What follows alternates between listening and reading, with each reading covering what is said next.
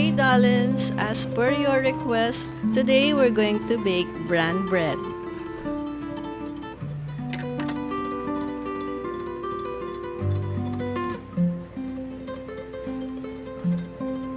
Bran bread has lots of benefits, which includes lowers cholesterol, helps control weight, regulates blood sugar, and so much more.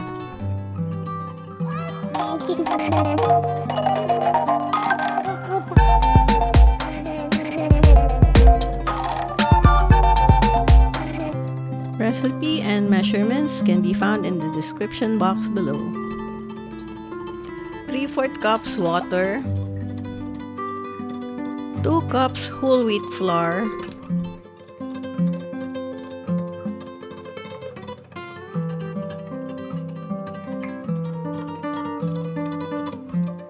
2 tablespoons honey,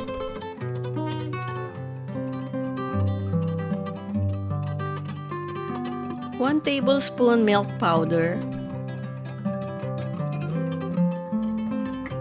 1 teaspoon salt,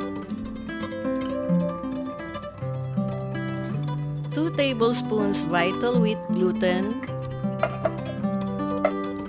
1 tablespoon unsalted butter,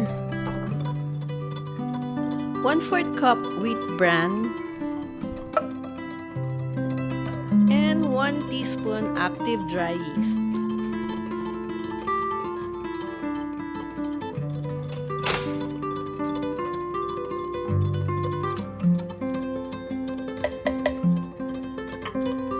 Place inside the bread machine and twist to lock.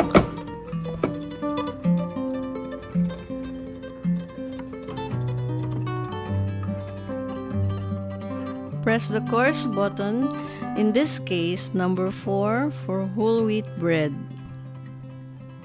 You can set the timer within 12 hours of baking, so we want our bread to be ready by 6 a.m.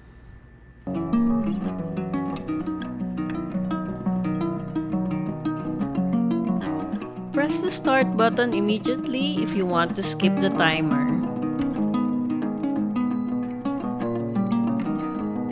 Good morning! Bread is ready!